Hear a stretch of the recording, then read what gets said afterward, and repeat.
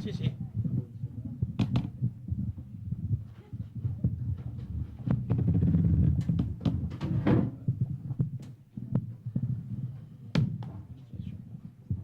On peut soulever, je crois, non? Voilà.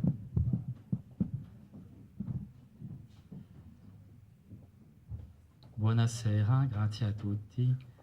Per la seconda volta abbiamo un appuntamento con le edizioni Spirali, ma questa sera è anche un appuntamento con la filosofia. Allora ne sono due volte lieto perché è un po' eccezionale che abbiamo un appuntamento al Centro Culturale con la filosofia. Di solito abbiamo piuttosto appuntamenti con le arti o la musica. Dunque stasera è un po' eccezionale, spero che l'anno prossimo avremo altri appuntamenti di questo tipo. Sono lieto di inaugurare questo tipo di appuntamento con due grandi filosofi francesi, Marc Alter e Jean-Pierre Fay, che non ho bisogno di presentare perché sono tanti conosciuti, ma magari Armando Verdiglione potrà farlo comunque meglio di me. Allora gli lascio il microfono.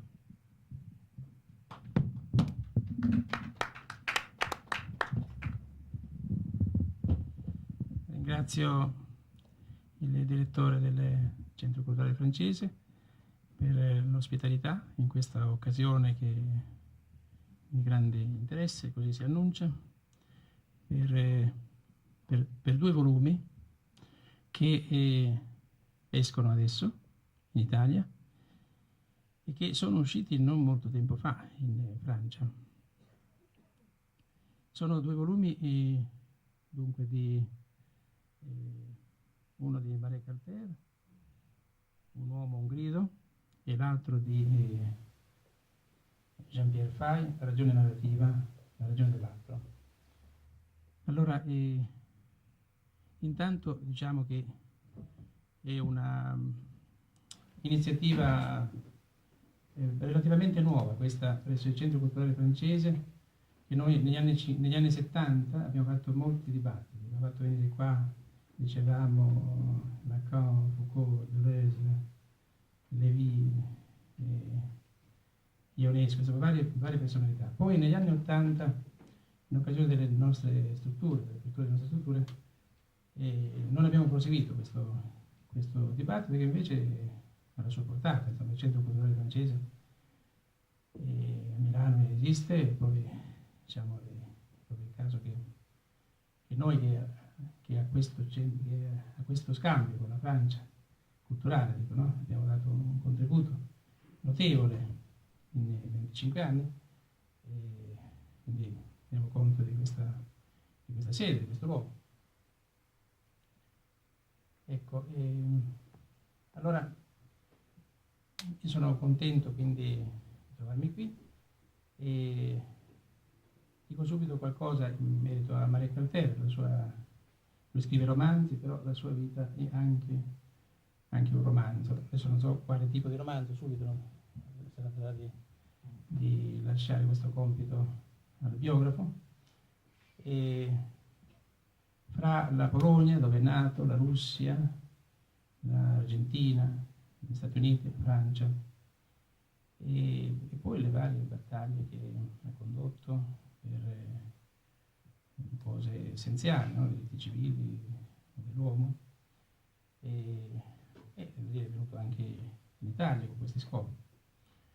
Poi era pittore, i suoi quadri sono in varie parti del pianeta, anche a Roma con l'ambasciata israeliana, ho visto qualcuno, e da un certo punto in poi invece ha lasciato interamente questo settore, no? Mi sembra, senza riprenderlo per ora, della pittura, e dedicarsi alla scrittura. Dunque, non è nato scrittore, non si è formato come scrittore, e scriveva però articoli, no? Articoli sui giornali, e a un certo punto un direttore del giornale francese, Vincent Pontet, no?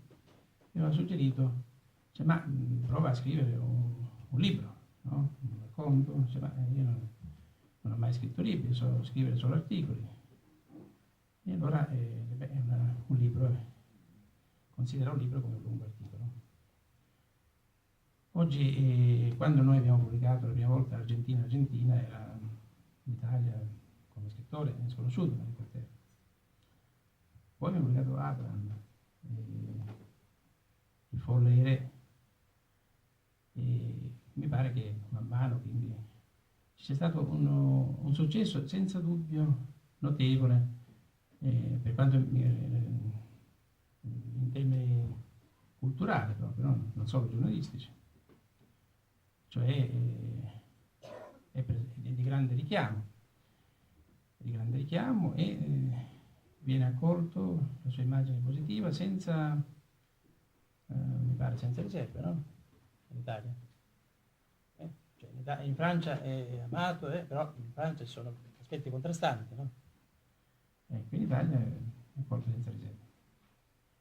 Allora, il secondo volume del Abraham, I figli di Abraham, uscito da Sugarco, degli amici della Sugarco, dove noi abbiamo pubblicato pure vari libri, e qui quando abbiamo parlato di questo libro in novembre scorso, e lui ha sollevato l'ipotesi appunto di fare un'edizione italiana, io ho accolto di buon grado, sia perché si tratta di proseguire un'impresa, perché sembra che sia il caso che libri da parte di chi si trova in una battaglia internazionale, io dico culturale nel senso più ampio,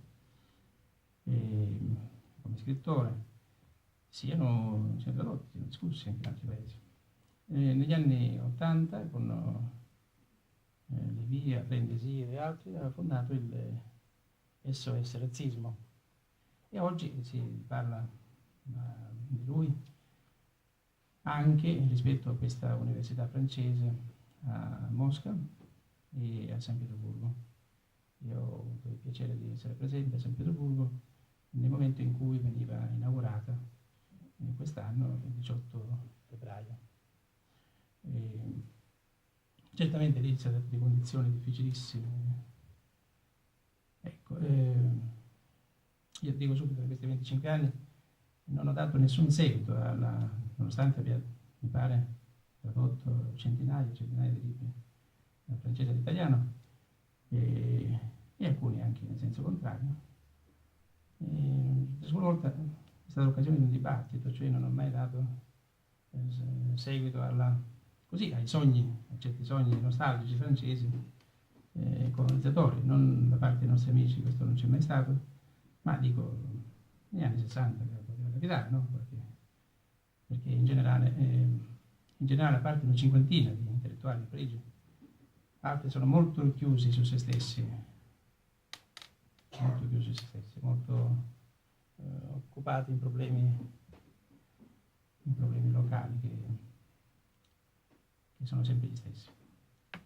Ecco, vi dico che in Italia c'è questa sensibilità, questa apertura.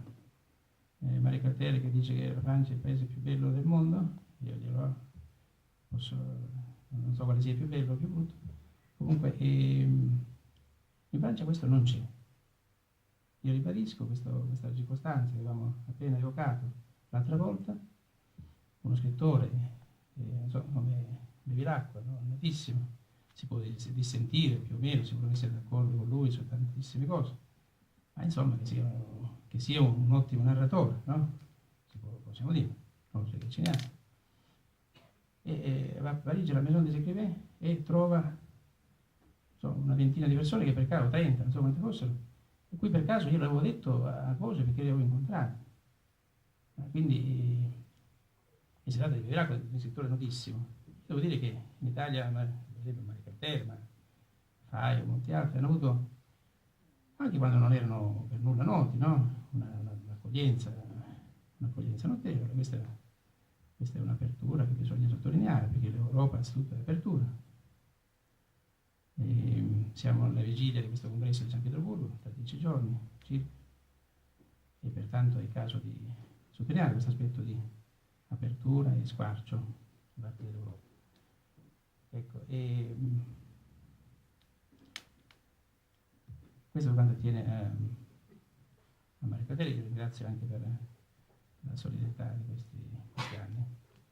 Ecco, Jean-Pierre Fay era venuto da noi a un congresso, pare che fosse la violenza, no? Il congresso della violenza che era nel novembre del 77, dopo il congresso di Bologna, dopo l'appuntamento di Bologna, no?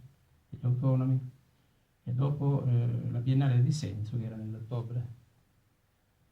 In novembre noi abbiamo fatto questo congresso, la violenza, il titolo La violenza a Milano. Eravamo quindi alla vigilia poi del rapimento di Moro, insomma, in una fase terribile, ma insomma quella era terribile, ma quella che qui ci troviamo adesso non lo è certo da meno. Si tratta di questa terribilità, di analizzarla, di cogliere dove va il disagio.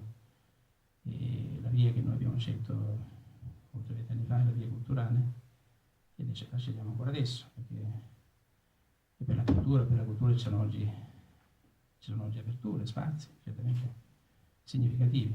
La cultura che ha fatto egemonia, che ha fatto blocco per oltre 40 anni, non c'è più, si è volatilizzata, non c'è più nemmeno l'egemonia. Ci sono coloro che occupano certi posti, ma insomma non trasmettono nulla, non dicono nulla. Allora questi spazi ci sono cose inquietanti, no? Certamente, in questo periodo. Inquietanti, noi c'era una città, dicevamo mi pare a Milano, no? 15 giorni or sono, c'era Bernardi Levi, qui non sarebbe il caso, non è interessante, no? Trovarsi nell'alternativa tra purismo e corruzione, perché questa alternativa che ci non ci sia ben altra cosa, che ci sia l'altro, no? Il fatto che questa alternativa, no? Tra purismo e corruzione, che è quella che porta sempre ai fascismi, no? Ecco, quindi noi siamo in queste basi, no? Della mediterranea, della civiltà europea, oggi planetaria. L'Europa non è un continente. Ecco, e intorno a queste basi ci interroghiamo, queste radici però non radici, ecco qui, non base, diciamo nella parola. Non cerchiamo nessuna origine. L'originario è senza origine. Cioè non cercare l'origine, rivendicare l'origine, questa è la via del razzismo stesso, che porta all'aver ragione, no? Sull'altro, no? Allora questo è un libro di Fay, è certamente tra i più interessanti. L'affinità tematica di dibattito è quella stabilita dalla scrittura. L'ebreo, il cattolico, lo slavo, l'arabo, non più come religione, come istanze culturali, come materiali per noi, no? Ma qui ci sono basi davvero essenziali in questo libro di Jean-Pierre Fay, la ragione narrativa e la ragione dell'altro. E è curioso che noi ci siamo rincontrati durante gli ultimi 7 anni, soprattutto, no? Quindi dopo una lunga pausa. E devo dire che questo incontro è un incontro effettivo, un incontro sul terreno della ricerca, dell'elaborazione teorica, un incontro nell'essenziale. E c'è una confluenza, no? Un dibattito che si è instaurato in questi anni e che in questo libro trova qualcosa di essenziale da cui partire, da cui confrontarsi. La ragione narrativa, quindi mentre la ragione ontologica, no? La ragione tanatologica, no? C'è la ragione tanatologica e la ragione narrativa. Le idee. Ecco, qui c'è per noi abbiamo letto e continuiamo a leggere Bruno, Levico. Cito solo questi esempi, perché sono gli esempi di quando è stato cancellato in tanti anni, no? Cancellato man mano. Quindi noi oggi forse possiamo cominciare balbettando a leggere Vico, a leggere Giordano Bruno ancora più complesso. Certamente questo è un libro che ci ritrova in questo sentiero, ma per chi dunque, per noi che leggiamo Bruno e Vico, ecco, questo è un libro molto vicino, proprio come, ripeto, affinità di ricerca, di indagine, molto ampia. Intanto Jean-Pierre Fay è una delle pochissime persone erudite a Parigi. Mi spiace dirlo, ma mi fa piacere dirlo. Sono molti amici che sono colti, sono brillanti, molti amici sono brillanti. Ma lui è di una vastissima erudizione, ma una erudizione non casuale, lui segue la sua indagine, la sua narrazione, no? Il racconto, perché è anche un racconto questo libro. Cioè è un libro filosofico, ma è un romanzo filosofico. Non a caso, accanto a questo libro, Jean-Pierre Fay scriveva La Grande Nappe, no? Un romanzo che è uscito un mese fa e che ha le stesse dimensioni. Ecco, sono contento quindi che è il primo libro che noi pubblichiamo di Jean-Pierre Fay, no? Mi pare che partiamo da un libro importante. Ecco, e può considerarsi rispetto a quello pubblicato da Feltrinelli, se quello è il volume 0, questo come volume 1. Ecco, quello pubblicato da Feltrinelli è il libro intorno all'analisi dei linguaggi totalitari. Ecco, questo è il secondo, possiamo dire, rispetto a quello, se vogliamo dire quello primo, questo è il secondo. Bene, c'è una introduzione anche nel libro di Marek Alter, che viene pronunciato alla francese, no? Marek Alter, come i giornalisti italiani sottolineano, e c'è un'introduzione anche per le edizioni italiane. Ecco. Quindi il sottotitolo è, quindi noi abbiamo messo, quindi c'è la ragione narrativa che è il titolo in francese, d'accordo con l'autore abbiamo aggiunto la ragione dell'altro, poi linguaggi totalitari, critica dell'economia narrativa, quindi volume secondo, no? 2. Bene. Allora io direi così, a Roma è cominciato Fay, ha proseguito Marek Alter. Adesso forse a Milano facciamo il contrario, no? Comincia Marek Alter e prosegue Fay, ma soprattutto ci possono essere domande da parte di ciascuno, interruzioni. Ecco, perché vedo che ci sono giovani che possono... mi rendo conto che non tutti possono avere letto questi libri, sono appena usciti o stanno per uscire. E quindi però il dibattito può vertere sia intorno a altri libri sia intorno a quanto diranno.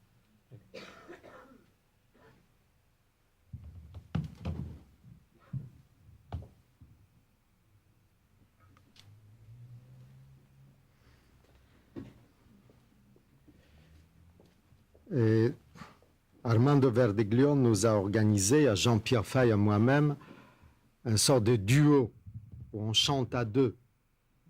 Et je me suis habitué déjà de les voir chanter avant moi. Donc, vous savez, les chanteurs ont besoin qu'on leur donne un ton, hein, comme ça, au piano, pas pour leur donner la hauteur de la voix.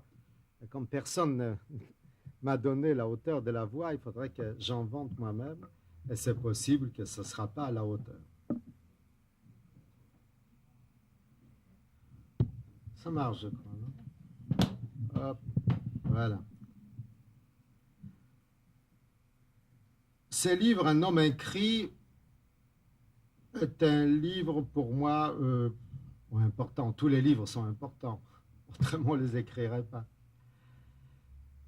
Il est important parce que il m'a obligé de m'arrêter de courir le temps d'un livre. Il y a des gens qui courent, il y a des gens qui marchent, il y a des gens qui font le tour de leur chambre. Ils peuvent arriver aux mêmes conclusions. Moi, j'ai besoin de courir. Depuis longtemps. Comme je m'étais engagé dans les différentes batailles, aussi bien pour les Juifs d'Urs, pour la paix au Proche-Orient, pour les dissidents, pour Walesa, pour Havel, pour les Argentins, pour la démocratie aussi bien en Afghanistan qu'au Chili, il fallait à un moment donné que je m'arrête pour réfléchir. D'abord pour essayer de comprendre pourquoi je cours, m'expliquer et expliquer à mes amis. Et deuxièmement, revoir mes engagements, les replacer dans leur contexte, essayer de comprendre et analyser et de voir si je ne m'étais pas trompé. C'est ça ce livre. Ce livre, au fond, c'est une explication, peut-être pas complète, des motivations qui font bouger un homme. Donc, c'est son environnement, c'est son histoire personnelle, c'est les règles qu'il a choisies, la vision de la vie, des relations avec les autres. C'est ça qu'on appelle, c'est ça. Sarajevo, les Russes, les Moldaves, ou les Moldaves, les Russes. Les Turkmènes, les Ouzbeks, les Turkmènes. Il y aura plein comme ça, des petits ennemis qui se feront la guerre, qui se massacreront mutuellement, comme à la fin du livre Orwell 1984. Mais ce qui peut arriver de pire, c'est que comme les choses ne vont pas comme on voudrait, qu'on commence à chercher des ennemis dans notre maison, dans notre rue, d'où les retours de racisme. Alors le racisme, encore, le racisme c'est quoi? Le racisme c'est la haine de l'autre différent. Et chaque fois quand cette haine de l'autre différent s'installe, on expulse l'autre. C'est terrible, on l'expulse. En France, dans les années 30, on a expulsé 400 000 Polonais. Qui dit mieux? Qu'on a fait venir avant pour travailler. Et quand Saint-Exupéry a vu ces enfants polonais nés en France, qu'on renvoyait chez eux en Pologne, c'est là où il a écrit cette fameuse phrase, c'est l'enfant Mozart qu'on assassine. Il avait l'impression qu'on assassinait l'enfant Mozart à nouveau. Ça peut arriver ici en Italie, en France, ailleurs. Mais le plus grave, c'est les Juifs. Parce que lui, il n'est pas étranger. Lui, il est italien depuis toujours. Il est français depuis toujours. Il est russe depuis toujours. Il est là, il ressemble comme deux gouttes d'eau à son voisin. C'est seulement le savoir qu'il est un tout petit peu différent, n'est-ce pas, qui nous mobilise, qui mobilise notre haine, nos frustrations, et qui nous permet de rejeter sur lui nos problèmes. Mais comment se débarrasser de quelqu'un qui vous ressemble comme deux gouttes d'eau? On ne peut pas l'expulser. L'expulser où? Il y a certains juifs qui sont en Italie avant les Italiens. Il y a certains juifs en France qui étaient français avant que les Bretons et les Normands ne deviennent français. L'expulser, on ne peut pas. Mais si c'est le mal, si les juifs représentent le mal que nous portons en nous, imaginons une seconde, si on pouvait s'en débarrasser, alors on se purifierait, on resterait parfaitement bon. C'est pour ça qu'on brûle les juifs, comme on brûlait les sorcières, pour se purifier. On n'en est pas encore là, Dieu merci. Les pogroms, on ne les organise pas encore, personne ne les pense. Mais penser l'histoire, c'est de la prévenir. C'est de voir les conditions dans lesquelles certains événements naissent, se propagent, s'accomplissent. Et c'est vrai que tout est là pour que les racismes que nous avons combattus depuis 50 ans, l'antisémitisme que nous avons cru à un moment donné qu'il a disparu, n'est-ce pas, dans les fours d'Auschwitz. Ben, il n'est pas impossible que tout ça, ça revienne. Parce que nous n'avons pas de réponse aux problèmes qui se posent à nous. Nous n'avons pas. les grandes réponses, les grandes philosophies laïques, les idéologies laïques ont échoué. Il reste la religion. Quand la religion n'a pas de concurrent, quand elle est seule sur le marché, elle a tendance à devenir totalitaire. Regardez ce qui se passe en Pologne. On essaie de réintroduire le catéchisme dans les écoles, on essaie d'imposer les lois de l'Église, n'est-ce pas? Les Polonais, tant qu'il y avait une concurrence, il fallait être meilleur, plus généreux que le communisme, l'Église a joué un rôle de libérateur. Aujourd'hui, l'Église commence à jouer le rôle d'esclavagiste. Elle essaie de transformer les Polonais à des sujets de l'Église. Et les Polonais résistent. Je ne veux pas parler de l'islam. L'Iran, on voit le fondamentalisme. Donc, nous rentrons dans une époque dure, difficile, pas désespérée, puisque nous avons déjà vu et vécu des époques aussi dures et plus dures peut-être. Et nous sommes toujours là. Nous parlons. C'est pour ça que parler est si important. Mais parce que je sens qu'on doit affronter, qu'on va affronter un monde différent, plus aussi accueillant qu'il n'était jusqu'à aujourd'hui, que je me suis dit, arrête-toi une seconde, réfléchis sur ce que tu as fait et ce qu'il reste à faire. Je n'ai pas trouvé des réponses à la dernière question, sauf garder cette même réponse qui revient depuis Moïse. Quand il voulait libérer les Juifs, il est allé parler. Pas parler n'importe comment. Je vais terminer avec cela. Armando a dit que j'ai créé 2 universités françaises, l'une à Moscou, l'autre à Saint-Pétersbourg. Ce n'était pas facile dans un pays qui n'a pas de règles, il n'y a pas de loi, où une constitution a été abolie, l'autre pas encore inventée. Mais c'est avec Andrei Sakharov que nous avons réfléchi ça. On s'était dit il faut absolument qu'on donne le désir, qu'on suscite les désirs chez les jeunes, le désir de la démocratie, qu'ils n'ont jamais connu d'ailleurs. Et puis, pour avoir le droit d'ouvrir une université en Russie, il faut encore aller voir les chefs. D'abord Gorbatchev, après Yeltsin, il fallait parler avec des ministres. Et Gorbatchev était plus ouvert. Lui, il m'a dit tout de suite, bon, tu seras ma perestroïka à l'université. C'était plutôt drôle. Yeltsin ne comprenait pas très bien, mais tu viens quoi? Tu veux nous apprendre la liberté? Je lui ai dit, Boris Nikolaevitch, on n'apprend pas la liberté à personne. C'est absurde. Sauf que voilà, vous imaginez que parce que vous êtes libre, que ça y est, vous avez résolu tous les problèmes. La liberté n'est rien. La liberté, c'est seulement la liberté de choix. Mais vous n'avez pas appris comment choisir. Et je lui ai donné, et là j'ai inventé une petite chose, une petite comparaison dont je suis fier, comme des gosses parfois qui disent un petit mot et ils se font applaudir par leurs parents, alors ils sont fiers. Ben, vous savez, les adultes sont des grands enfants. Et alors pour lui donner un exemple, je lui ai dit, regardez Boris Nikolaevitch, il y avait 2 hommes dans l'histoire qui ont libéré les esclaves. Il y avait Spartacus, il y avait Moïse.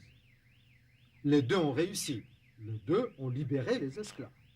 Pourtant, le premier a été tué et les esclaves à peine libérés ont été enchaînés et l'autre a survécu, a gagné, a créé une nation. Pourquoi?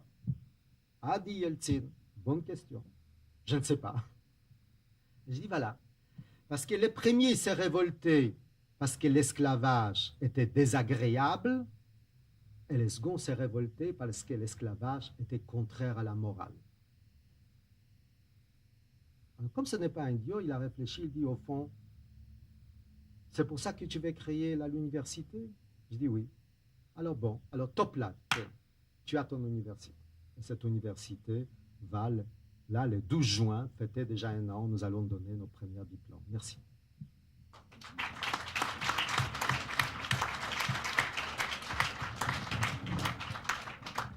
Mi rendo conto che l'intervento di Maria Cartere è suonato come una conferenza, per cui adesso è un po' difficile proseguire. una conferenza con molti sogni, no? Allora aspettiamo che gli amici escano, così poi riprendiamo. Allora tutti coloro che vogliono uscire escano subito, così poi riprendiamo. C'est très bien. Très, très bien.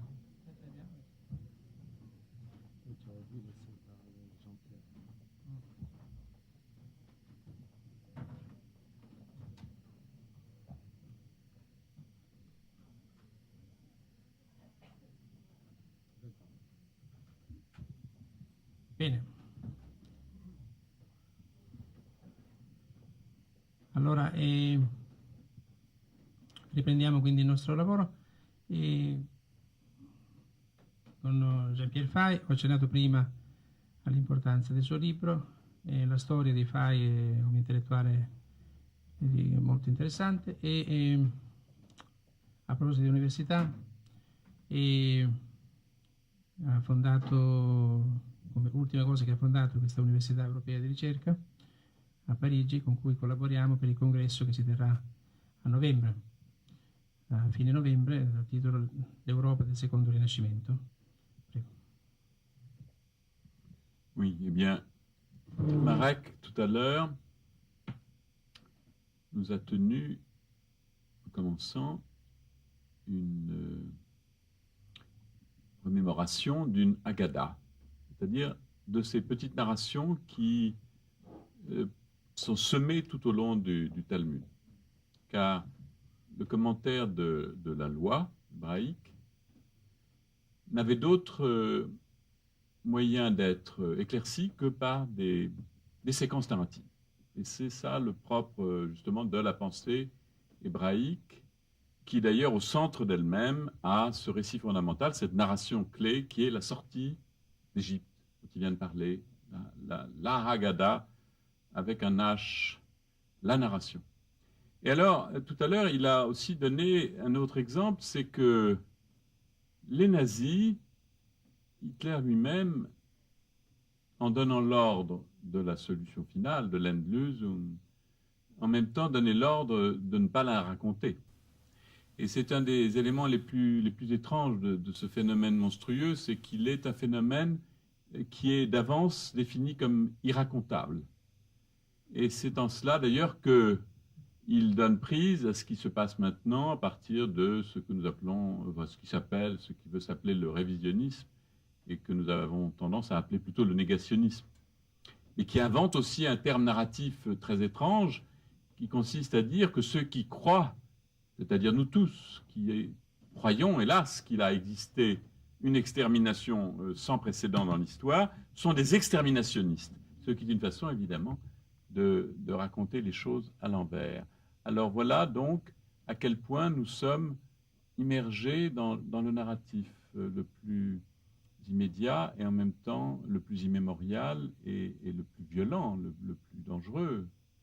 Il y a un autre exemple qu'il a donné, que je trouve le plus beau, c'est l'histoire de Marek Alter bis, si je puis dire, celui de Pologne, parce que voilà quelqu'un qui est là-bas et qui, sans le savoir, subit dans sa vie privée, quotidienne, des effets narratifs incompréhensibles. Parce que tout ce qu'on raconte de mal sur Marek, ici, présent, celui-là, lui est retombé dessus sans qu'il sache pourquoi ni comment.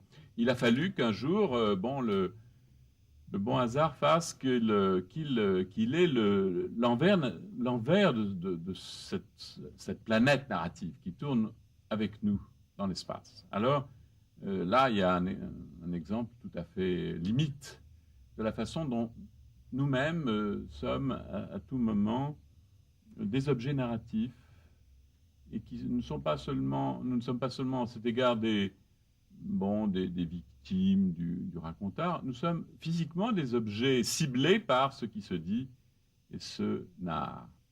Mais alors, que fait la philosophie là-dedans? Eh bien, justement, je crois qu'il est temps, ou il était temps, ou il sera temps, qu'elle découvre qu'elle-même est une grande raconteuse, si j'ose dire, et qu'elle-même porte en elle, depuis son premier temps, un récit sur elle-même, car elle ne cesse de raconter son histoire. La philosophie, c'est aussi l'histoire de la philosophie. Et même, hélas, elle apparaît souvent comme n'étant que ça. Mais en même temps, tout en se racontant elle-même, elle raconte autre chose. Elle raconte le monde.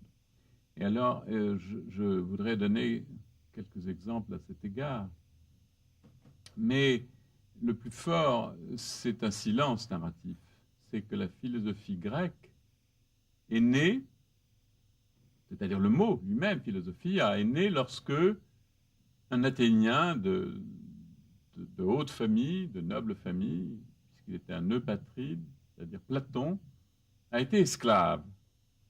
Et c'est en sortant de l'esclavage, puisque après les récits, parce que nous ne savons ça que par 3 récits, lui-même n'en dit rien, lui-même se tait sur son esclavage, un peu comme les nazis sur leurs crimes. Vous savez qu'il y a même un ordre signé du secrétaire de Himmler de mettre un trait pour les commandos exterminateurs sur le temps qui passe dans les Einsatzkommandos, dans le temps d'extermination. Ein Strich. Bon. Bien, Platon lui a fait un Strich sur son esclavage dans cette lettre 7 où il raconte à peu près son itinéraire politique et biographique, un texte très beau, qu'on suppose être authentique, mais qui soit discuté. Il ne dit pas un mot de ça. Et cependant, il y a 3 témoins, un qui est un Sicilien, l'autre est un Égyptien grec, et le 3e est un grec d'Asie. Et ces témoins n'ont pas tellement de raison d'avoir inventé cette fable.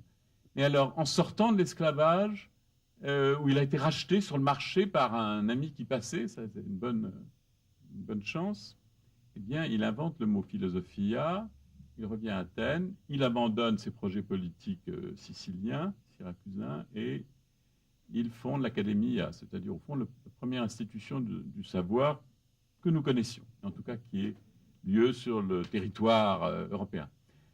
Eh bien, cette narration non dite de l'esclavage du grec qui sort de cet esclavage pour fonder la philosophie, je la vois parallèle à la narration hébraïque qui, elle, raconte la sortie de l'esclavage, mais qui la raconte sans cesse et qui revient méditativement sur cette pensée par la narration et non pas par le concept. C'est en ça que la pensée grecque et la pensée juive se sont, tout au long d'une longue histoire, comment dire, côtoyées, entrelacées, cheminant tantôt en parallèle, tantôt en imbrication dans certains grands textes. D'abord la traduction du texte biblique par les Grecs, traduction très défectueuse, comme on le rappelait tout à l'heure. Mais en tout cas, c'est ça qui nous a donné notre substance. C'est-à-dire s'il existe une culture italienne, romaine, latine du Moyen-Âge surtout, et européenne, dans toutes ses variantes, française, anglaise, espagnole, allemande, etc., et slave. Bon, c'est dans ce prolongement de l'entrelac, judéo-grec ou gréco-hébraïque. Alors, la tentative dont parlait Armando, je vais lui demander de me passer le livre un instant parce que je voudrais dire que ce livre, s'il existe, apparemment il a l'air d'exister, il est un peu construit dans le mouvement, cette sorte de mouvement en vrille, si vous voulez, de cette relation entre la narration qui alimente la pensée, puis la pensée qui revient sur sa narration pour en prendre une idée. Le mot idée lui-même, selon Spinoza, n'étant rien d'autre, dit-il curieusement, qu'une narration mentale, donc une narration au second degré.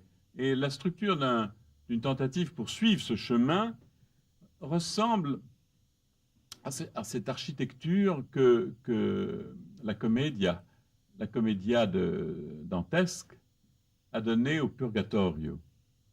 Et vous vous souvenez de ces vers des premiers canti du Purgatorio, Virgile le montre à Dante la montagne du purgatoire, et dit voilà, aditendomi, dit Dante, me montrant, aditendomi il balzo, che tutto giro, je vous le citerai mieux en texte, car c'est la première page du livre, plutôt, c'est la première page du livre, moins la préface italienne, la prémonition italienne qui est propre à cette version italienne. Mais voilà donc ce texte que vous connaissez mieux que moi. Additandomi un balzo un poco in sue, che da quel lato il poggio tutto gira, e quantuom più va su, e men fa male.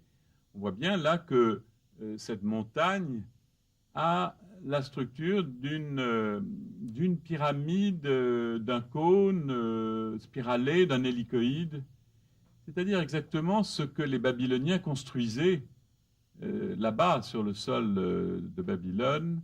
Et c'était là ce qu'on appelait les ziggourats, d'après les textes sumériens puis babyloniens qui ont été retrouvés sur des tablettes d'argile. C'est là, au fond, les premiers observatoires du savoir, car ces édifices étranges avaient pour fonction, en principe, d'aider les dieux à descendre sur Terre. Ça avait en tout cas la fonction d'aider les hommes à regarder le ciel et à observer les mouvements astronomiques, c'est-à-dire à avoir la première perception d'une régulation de la nature, ainsi que le travail scientifique, le travail de la raison s'est fait sur ces sortes d'étages.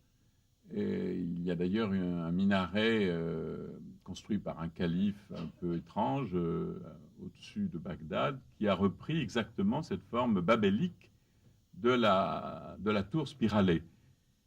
L'autre jour, on parlait de la tour de Babel, et c'est donc la mémoire de ces monuments qui a été repris dans la narration biblique fondamentale que vous connaissez, avec cette idée supplémentaire, c'est que la multiplicité des langues est là mise en jeu par ce travail de la raison, mais d'une raison qui est obligée de faire le tour sans cesse et de reprendre à chaque étage un nouveau regard sur ce qu'elle observe.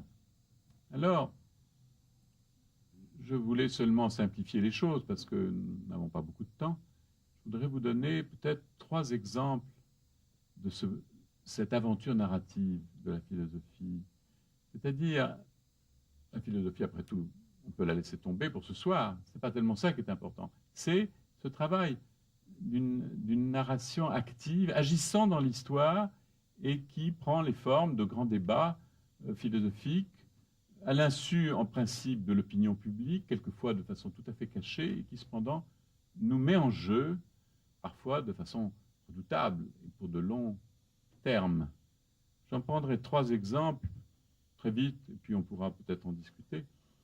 L'un d'eux, c'est un philosophe qui est actuellement plus fameux que jamais, et dans tous les pays de plus en plus respecté, bien que soit peut-être là le philosophe parmi tous qui mériterait certainement d'être examiné de façon très critique. Et c'est en tout cas la pensée en France, le travail scolaire de la philosophie en France, qui a contribué à le réhabiliter après la guerre mondiale. C'est le fameux Heidegger, qui est en quelque sorte une sorte de père de la philosophie française d'après-guerre, au moins pour certains, alors que si on regarde de près ce qu'il écrit sur la métaphysique, sur le nihilisme, à partir de 1934-35, en fait, c'est le récit de son interaction à la fois complice et angoissée avec le Troisième Reich. Il y a une espèce de dialogue forcené entre lui et ses compagnons de propagande de la première année du nazisme, en particulier un certain recteur que j'appelle K, parce que ça a un côté kafkaïen, recteur K, et son camarade de combat, son Volksgenosse, comme on le dit dans cette terminologie nazie très barbare, où il est spécifié qu'aucun Volksgenosse ne peut être juif, et réciproquement. Donc, son compagnon de combat idéologique de l'année 33, tout à coup, se retourne contre lui dans l'année 34, l'attaque bassement, d'abord par des dénonciations secrètes que nous avons retrouvées parce que ça a été publié par le Centre de documentation juive contemporaine, ça a été une bonne chose de faite.